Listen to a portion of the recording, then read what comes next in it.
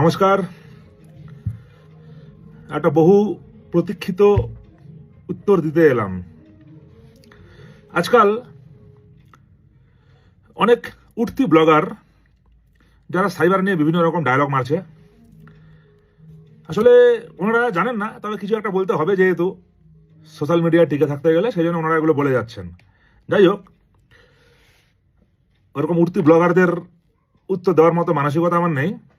তবে যে ভুল বোঝানোটা হচ্ছে আপনাদের, সে জায়গাটাকেই আমি রিপেয়ার করার জন্য আমার এই প্রচেষ্টা।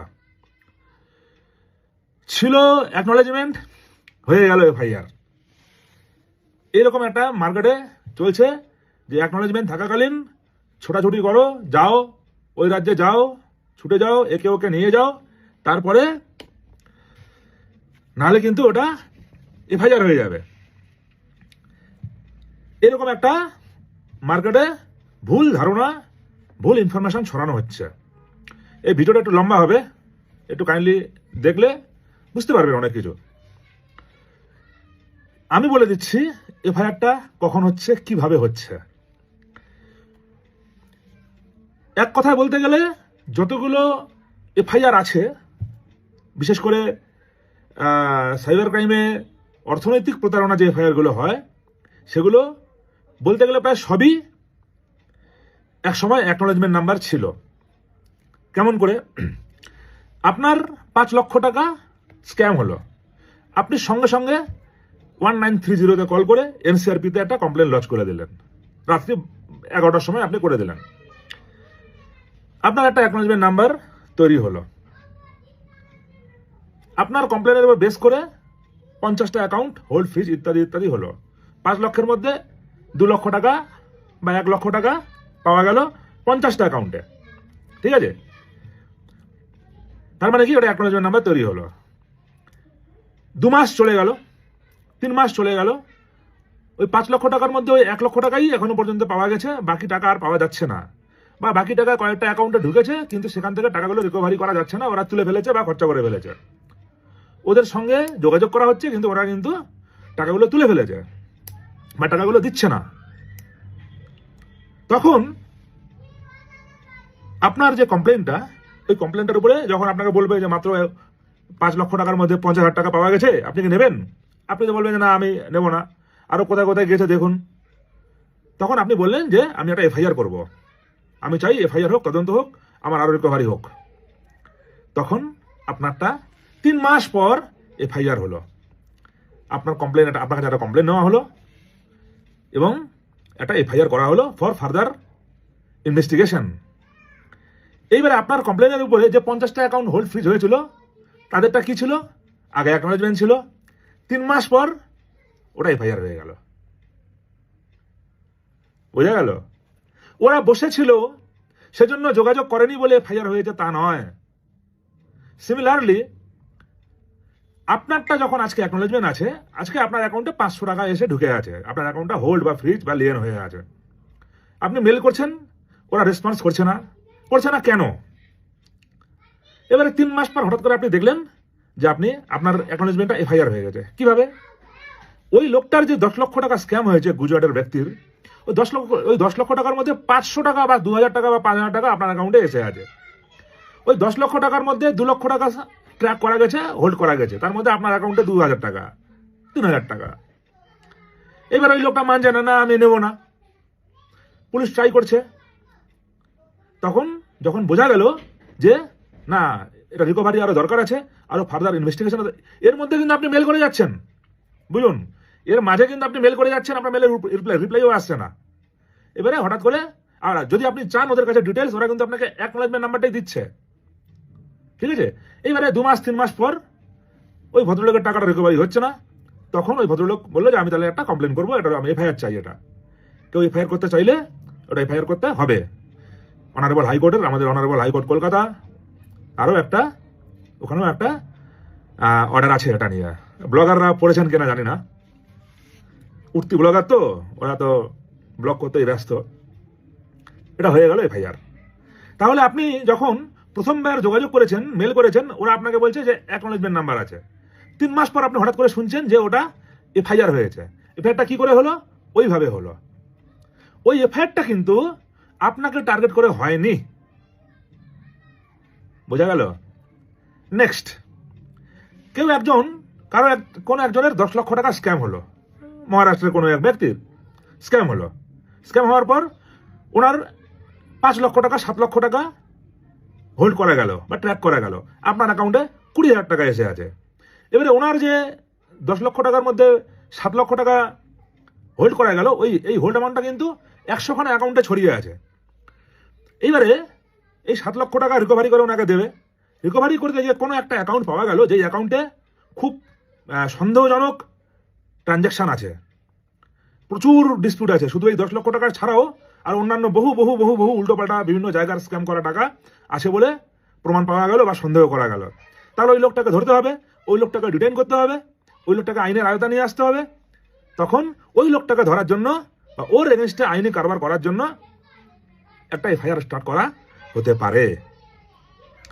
তখন কিন্তু আপনার যে ইয়েটা আছে, ওই 10 লক্ষ টাকার মধ্যে যে 5,000 টাকা আপনার অ্যাকাউন্টে এসে আছে, ওটারও কিন্তু এফআইআর হলো। কিন্তু ওই এফআইআরটার টার্গেট কিন্তু আপনি নন, এফআইআরটার টার্গেট ওনারা, সেই লোকগুলো যারা প্রথম যেটা বললাম সেটা হয়তো টাকা পয়সা দিচ্ছে না, তুলে ফেলেছে, বা কমপ্লেনেন্ট চাইলো যে আমি এফআইআর করবো বা তদন্ত করা দরকার, বা পুলিশ দেখলো যে ক্রাইমটা একটু অন্য রকমের আছে, একটু ডিপলি ইনভেস্টিগেশন করলে আরও অনেক কিছু পাওয়া যেতে পারে, তখন একটা এফআইআর করতে পারে।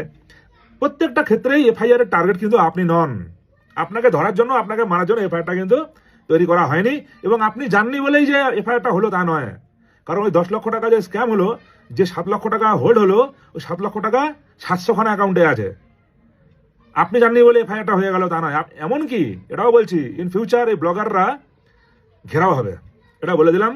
এমন কোনো ভাই জীবনে এরকম সাফার করবে যে ওইখানে গিয়ে সেট আপ করে আসার পরেও নোটিশ আসতে পারে বাড়িতে, এফআইআর এর নোটিশ। কেমন করে? 10 লক্ষ টাকা স্ক্যাম হলো, বুঝুন, 10 লক্ষ টাকা স্ক্যাম হলো, 7 লক্ষ টাকা হোল্ড হলো। ওই 7 লক্ষ টাকা 700খানা অ্যাকাউন্টে পাওয়া গেল, তার মধ্যে আপনি একজন 500 টাকা আপনার অ্যাকাউন্টে আছে। আপনি কোনো এক ব্লগারকে সাথে নিয়ে ওখানে গিয়ে ওখানে সেট আপ করে আসলেন, কিন্তু আপনার যে 500 টাকা যে গেল ওখানে, ওই 500 টাকা তো ওই ভদ্রলোককে দিলে হবে না, ও তো মানবে না।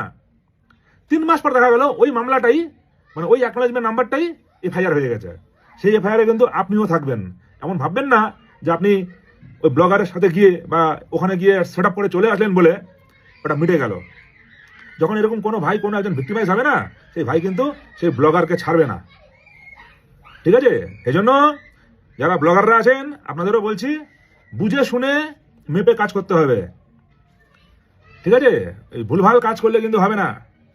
একটা অ্যাকনোলেজমেন্ট, এবং সেই জন্যই কিন্তু আপনারা বলছেন যে স্যার মেল করছি, মেলে রিপ্লাই দিচ্ছে না, অস্থির হয়ে যাচ্ছি।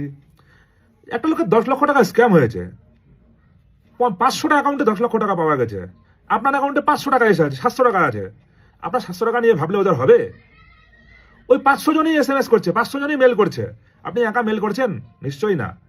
ঠিক আছে? এই জন্য ব্লগারদের উল্টো পাল্টা কথায় কোনো কান দিবেন না। ওনারা অনেকের কীভাবে এফআইআরটা হচ্ছে ওই সম্পর্কে কোনো আইডিয়াই নেই ওনাদের। আমার ভিডিও দেখে দেখে ওনাদের একটু বোধহয় আইডিয়া জন্মানোর কথা। সেজন্য বলবো, মানুষকে সঠিকভাবে গাইড করবেন, এবং আপনাদের বলবো যে ব্লগারদের কথা কিন্তু বিশ্বাস করবেন না। ঠিক আছে? এইভাবে এফআইআরগুলো হয়ে যায়।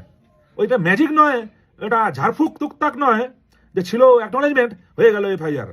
এফআইআরের কারণগুলো হচ্ছে এগুলো। বুঝা গেল? আপনার 5,000 টাকা স্ক্যাম হলো, বা আপনার 5 লক্ষ টাকা স্ক্যাম হলো, আমার অ্যাকাউন্টে 20 টাকা এসে আছে। ওই 20 টাকা আপনাকে ফেরত দিলে আপনি নেবেন? উইথড্র করবেন? করবেন না। কিছুতেই পাওয়া যাচ্ছে না, টাকাটা রিকভারি করতে পারা যাচ্ছে না। আপনি বললেন যে আমার ইনভেস্টিগেশন চাই, আমি একটা এফআইআর করবো, তখন একটা এফআইআর হলো। তার মানে কি ওই আপনার যে এফআইআরটা হলো, ওটা কি আমার কাছ থেকে 20 টাকা রিকভারির জন্য হয়েছে কি টাকাটা, এফআইআরটা? না, আপনার ওই বাকি যেখানে যেখানে লাখ লাখ লাখ টাকা গেছে সেগুলো রিকভারির জন্য, বা সেখানে কেউ ডিসপিউটেড লোক আছে তাকে ডিটেইন করার জন্য এফআইআরটা স্টার্ট করা হয়। এই জন্যই আজকে এফআইআর ছিল, 3 মাস পর, 4 মাস পর, 5 মাস পর ওটা, আজকে অ্যাকনোলেজমেন্ট ছিল, 3-4-5 মাস পর ওটা এফআইআর হতে পারে। এবং সেই এফআইআরের টার্গেট আপনি কিন্তু অবশ্যই নন, এটা বারবার মাথায় রাখবেন।